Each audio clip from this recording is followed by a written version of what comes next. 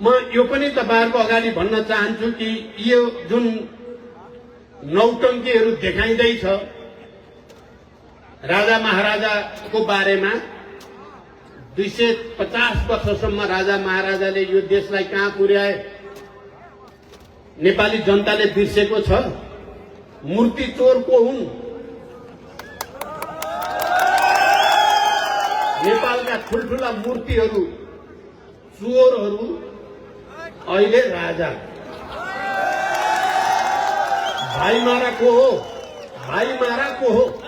आफ्नै वंश मास्नेले त्यहाँ आएर अहिले फेरि दाग लगाउन मिल्छ। सुन तस्कर को हो? नेपाली जनताले बिर्सियो भन्ठानेको।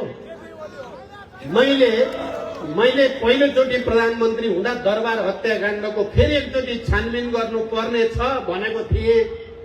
मैले त्यति बेला 5 वर्ष शासन गर्न पाएको भए म फेरि एकचोटि छानबिन गरेर भाइमारा र राजद्रोही यिनीहरूलाई इतिहासको कठघरामा ठेगान लगाउने विचार थियो। अहिले यिनीहरू चुरीफुरी गरेका छन्। मैले तराईको जागरण अभियानमा भनेको थिएँ धेरै चुरीफुरी नगरे हुन्छ। धेरै चुरीफुरी गर्यो भने धेरै मूर्खता पहिले पनि भइसकेको छ।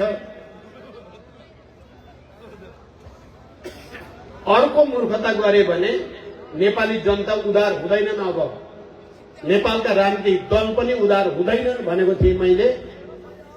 त्यसकारण हामी सबैले आवाज उठाउनु पर्यो। त्यति भयानक दरबार हत्याकाण्ड गर्ने मान्छेहरू त परिवारभित्रै थिए नि। उनीको परिवारभित्र सबैले बुझेको छ नि नेपाली जनताले को हो मुख्य त्यसको प्लानर, त्यसको मास्टर माइन्ड को हो भन्ने जनतालाई थाहा छ। बिर्से भन्ने ठानेका छन् तिनीहरूले। तिम्रा आसेपासेहरूले त आफै लुट्न पाइन्छ कि भनेर तिमीलाई बोक्न सक्छन्। तिमी बढी उचालियौ भने या विदेशीका एक दुईटा फोटो टाँसेर उनको घरमा आउँछु कि भन्ने सपना देखेको हो भने त्यो दिवा सपना हुनेछ। त्यो भ्रममा नरहन चाहिँ हामी अपिल गर्छौँ। त्यसकारण हामी सबैले आवाज उठाउनु पर्नेछ। एकातिर हामीले अहिलेको सरकारको भ्रष्टाचारीहरूलाई बचाउने, बिचौलियाहरूको इच्छा अनुसार नियुक्तिहरू गर्ने, जनतालाई सताउने, राम्रो काम गर्ने जतिलाई सताउने, नराम्रो काम गर्ने जतिलाई पुरस्कार दिने अहिलेको सरकारको काम त्यही भएको छ। कुलमानलाई सताउने। कुलमानलाई सताएको त तपाईँ हामी सबैले देखेका छौँ नि। जसले चाहिँ त्यत्रो लोड सेडिङ अँध्यारो नेपाललाई उज्यालो बनाएर त्यसैलाई सताएको छ। किनकि भ्रष्टाचार गर्न पाइएन, अरबौं लुट्न पाइएन।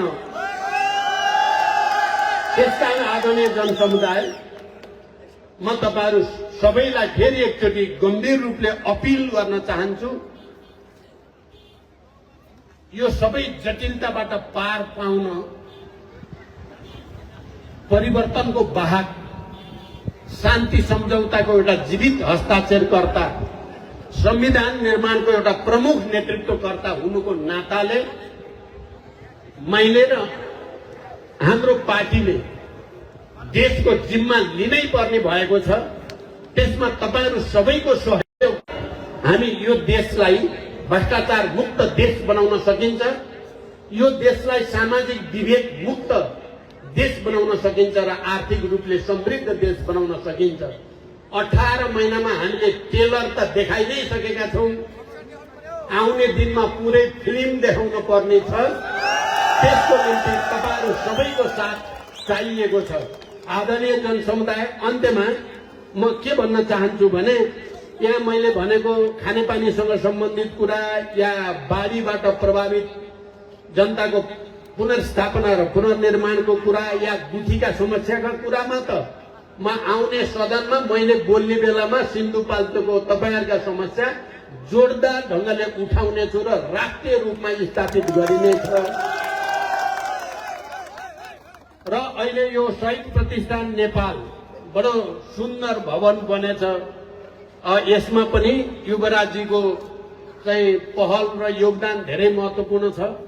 तपाईहरु सबैको पनि सहयोग थाहा भइ नै सक्यो। यसमा सहयोग गर्ने सबैलाई पनि म पार्टी केन्द्रको तर्फबाट धन्यवाद भन्न चाहन्छु। र जाँदा जाँदै तपाईँ हामी सबै अब एक ढिक्का भएर मेहनत गर्यो भने आउने स्थानीय चुनाव र केन्द्रको चुनावमा सिन्धुपाल्चोक क्लिन स्वीप गर्न सकिन्छ।